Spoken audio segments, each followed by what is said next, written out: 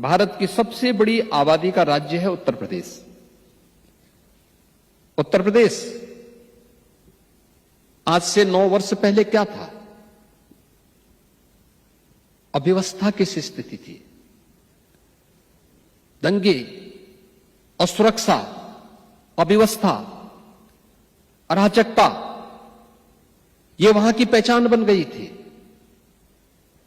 और पिछले 9 वर्ष के अंदर प्रधानमंत्री मोदी जी के विजनरी लीडरशिप में आज आपने देखा होगा उत्तर प्रदेश जो भारत की आत्मा का प्रदेश है, आज वह उत्तर प्रदेश उस विजन को जमीनी धरातल पर उतार रहा है। विरासत और विकास का एक अद्भुत संगम वहां देखने को आपको मिलता होगा।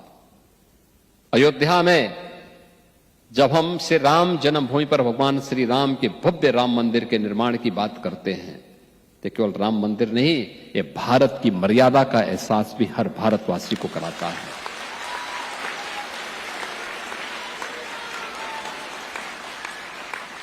जब हम काशी में काशी विश्वनाथ धाम की बात करते हैं तो काशी विश्वनाथ धाम ये केवल अपनी विरासत को पुनर्स्थापना करने का ही कार्य नहीं, बल्कि काशी में काशी विश्वनाथ धाम भारत की शाश्वत चेतना का जीवंत उदाहरण प्रस्तुत करता है। जब हम मथुरा वृंदावन की बात करते हैं तो मथुरा वृंदावन कृष्ण की लीला का ही माध्यम नहीं, भारत की भक्ति का प्रतीक भी बनता है। दुनिया के अंदर भक्ति कैसे होती है उसका भाव देखना है तो मथुरा वृंदावन की भूमि उसका प्रतीक बनती हुई दिखाई देती है। और समरसता कैसे होती है, जो लोग भारत पर आरोप लगाते हैं कि भारत में भेदभाव होता है,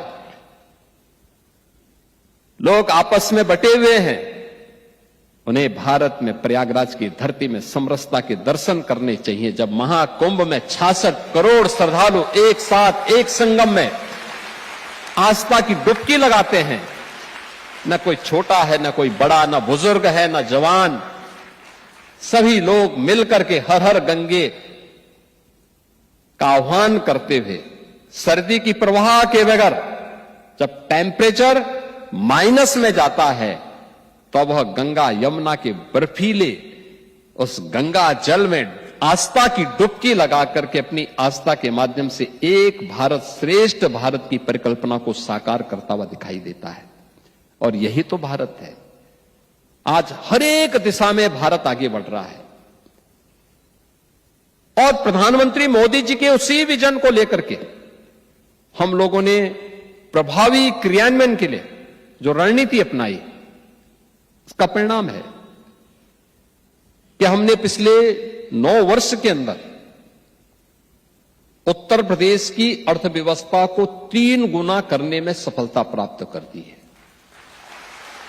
यानी कृतज्ञता का भाव अपनी मातृभूमि और अपनी भूमि के प्रति जब होता है तो सफलता प्राप्त करने में देर नहीं लगती।